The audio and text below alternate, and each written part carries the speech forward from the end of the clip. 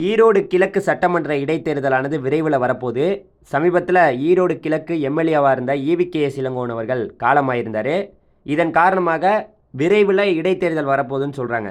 இந்த இடைத்தேர்தலில் விஜய் அவர்கள், தமிழக வெற்றி கழக தலைவர் விஜய் அவர்கள் கண்டிப்பாக போட்டியிடணும் அப்படின்ட்டு நிறைய பேர் சொல்கிறாங்க. இன்னொரு வகையில் எல்லாம் என்ன சொல்கிறாங்கன்னா, விஜய் அவர்களே அங்கே களத்தில் நிற்கணும், விஜயே நேரடியாக போய் களத்தில் நிற்கணும் அப்படிங்கிறதையும் நிறைய பேர் சொல்கிறாங்க. அப்படி பார்க்கும்போது தமிழ்நாட்டில் நன்கு எல்லாருக்கும் தெரியப்பட்ட தலைவர்களில் சீமான் அவர்களும் ஒரு ஆள். அதாவது நாம் தமிழர் கட்சியின் ஒருங்கிணைப்பாளர் சீமான் அவர்களும் இப்போ வரைக்கும் எம்எல்ஏ ஆகாமல் ஒரு ஆளாக தான் இருக்கார். இன்ன வரைக்கும் எம்எல்ஏ ஆகலை. அவரும் எவ்வளவோ தேர்தல்களை போட்டி போட்டு போட்டு போட்டு பார்க்குறாரு. ஆனால் எல்லா இடங்கள்லையும் அவர் தோல்வி தான் அடைஞ்சிட்ருக்காரு. இவர் ஒரு ஆள். இன்னொன்று பார்த்திங்கன்னா, தமிழக பாஜக தலைவர் அண்ணாமலை அவர்களும் இப்போ வரைக்கும் பாஜக தலைவராக தான் இருக்கார். ஆனால் ஒரு எம்எல்ஏ ஆகலை. இந்த நேரத்தில் விஜய் களத்தில் போய் நேரடியாக ஈரோடு கிழக்கில் நிற்கணும் அப்படிங்கிறத நிறைய பேர் சொல்கிறாங்க. அப்படி பார்த்தீங்கன்னா அவங்க 3 பேருமே இங்கே நிற்கணுமே. இப்போ அண்ணாமலை அவர்களும் நிற்கணும், சீமானும் நிற்கணும், அதுக்கப்புறம் விஜயும் நிற்கணும்.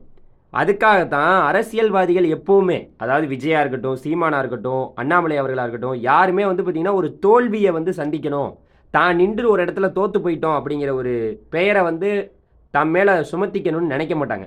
அதனால தான் ஈரோடு கிழக்கு சட்டமன்ற தொகுதியில் குறிப்பாக தமிழக வெற்றி கழக தலைவர் அவர் அப்பயே சொல்லியிருந்தார், எங்களுடைய இலக்கு 2026 தான் அப்படின்னு சொல்லியிருந்தார்.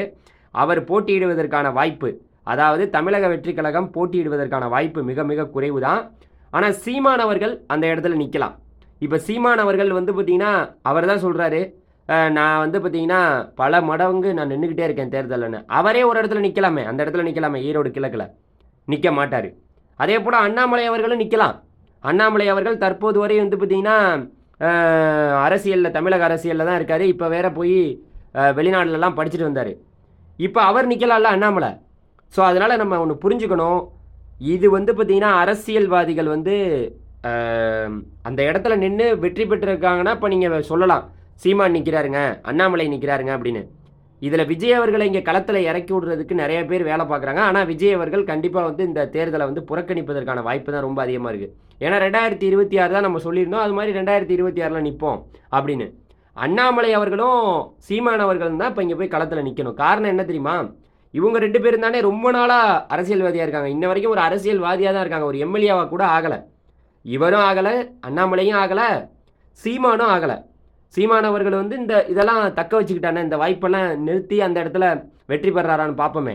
அண்ணாமலை வெற்றி பெறாரான்னு பார்ப்போம், சீமான் அவர்கள் வெற்றி பெறான்னு பார்ப்போம். நிற்க சொல்லுங்களேன், நிற்க மாட்டாங்க. ஏன்னா அந்த இடம் ஆளுங்கட்சிக்கு சாதகமாக மாறும். எப்போவுமே ஒரு இடைத்தேர்தல் என்பது ஆளுங்கட்சிக்கு சாதகமாக தான் மாறும். இதுவும் ஆளுங்கட்சிக்கு சாதகமாக தான் மாறப்போகுது. உறுதியாக மறுபடியும் அந்த இடத்துல திமுக கூட்டணி, காங்கிரஸோ திமுக கூட்டணி கை கட்டுற கட்சி தான் கண்டிப்பாக வெற்றி பெற போகுது.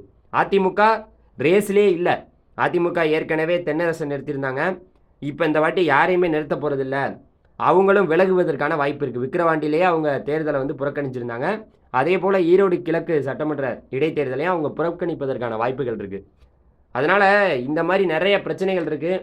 விஜய் களத்தில் நிற்கணும் அப்படின்னு சொல்கிறதுல இந்த மாதிரி பிரச்சனைகள்லாம் இருக்குங்கிறத சொல்லி காட்டுறேன். நம்ம சேனலை சப்ஸ்கிரைப் பண்ணிங்க. நன்றி.